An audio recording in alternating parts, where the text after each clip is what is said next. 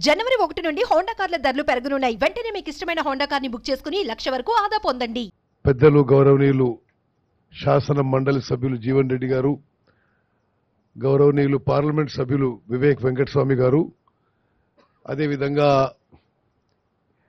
Engineer in chief Muralidhar Rao గారు, ఇతర ఇంజనీర్లకి, అదేవిధంగా ఎల్ఎన్టీ, నవయుగ, ఆఫ్కాన్ సంస్థల సీనియర్ పెద్దలకి, మరి ఇక్కడ చేసిన ప్రజాప్రతినిధులకి, జిల్లా కలెక్టర్ గారికి, ఎస్పీ గారికి, ఎంతో కష్టపడి ఇంత దూరం హైదరాబాద్ నుంచి కరీంనగర్ వచ్చేసిన నా మీడియా మిత్రులందరికీ కూడా నమస్కారం. ఈరోజు మేము ఈ Medigadda barrage visit inspection program పెట్టుకున్నాం. కాళేశ్వరం ప్రాజెక్ట్ విషయంలో మా పార్టీ అభిప్రాయం మొదటి నుంచి ఒకటిగానే ఉంది.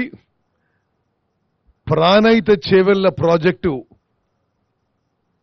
ఆనాడు కాంగ్రెస్ ముఖ్యమంత్రి రాజశేఖర రెడ్డి గారు శంకుస్థాపన చేసినప్పటి సంది మీకు ఒకసారి ఆ అంకెలు కూడా చెప్తాను.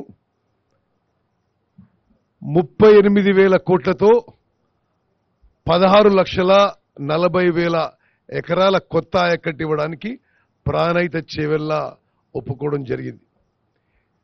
కట్టాలని ఆ ప్రభుత్వం నిర్ణయం తీసుకోవడం జరిగింది.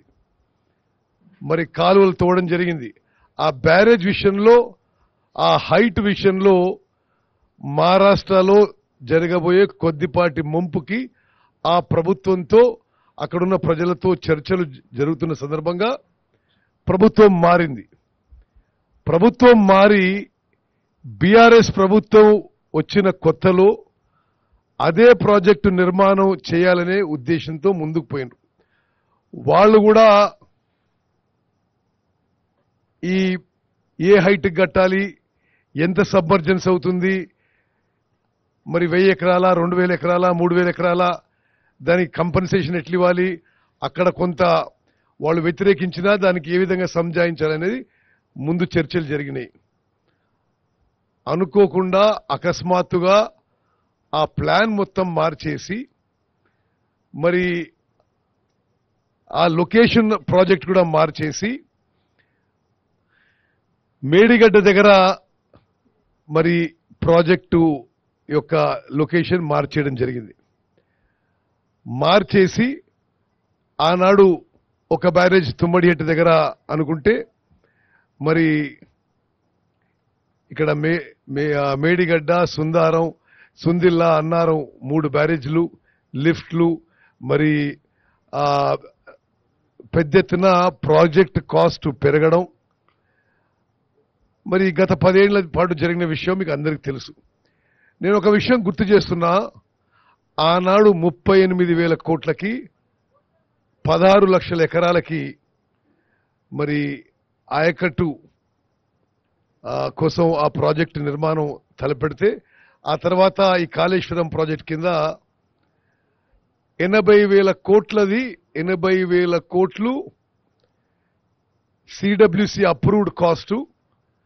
దీని కింద అప్పుడు 16 లక్షల ఎకరాల కొత్త ఆయకట్టు ఉంటే ఇక్కడ 18 లక్షల ఎకరాల ఆయకట్టుకి దీనికి అదనంగా కొంత స్టెబిలైజేషన్ ఆఫ్ ఎస్ఆర్ఎస్పి కింద, నిజాం సాగర్ కింద స్టెబిలైజేషన్ ఆయకట్టు కింద ఈ ప్రాజెక్టు నిర్మాణం మొదలుపెట్టారు.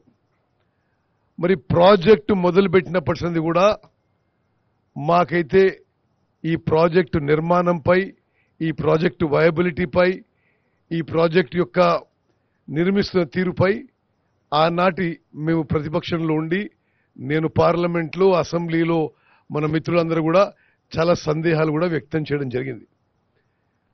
ఆనాడు ఆ ప్రభుత్వం ప్రాజెక్టు గురించి ఏ విధంగా ప్రచారం చేసుకుందో మీ అందరికీ తెలుసు. ఒక దశలో ప్రపంచంలోనే అతి అద్భుతమైన ప్రాజెక్ట్ అని చెప్పారు, అతిపెద్ద లిఫ్ట్ అని చెప్పారు. మరి ఈరోజు అమూల్యమైన ప్రజా డబ్బుతో కట్టిన ఈ ప్రాజెక్టు కొంత డ్యామేజ్ కావడం ఇది చాలా బాధాకరమైన విషయం. అక్టోబర్ 21వ తారీఖున మేడిగడ్డ బ్యారేజ్ బ్లాక్ 7లో ఆ పియర్స్ యొక్క ఫౌండేషన్ సింక్ అయిపోయి పెద్ద శబ్దంతో 5 ఫీట్లు లోపల పోవడం జరిగింది.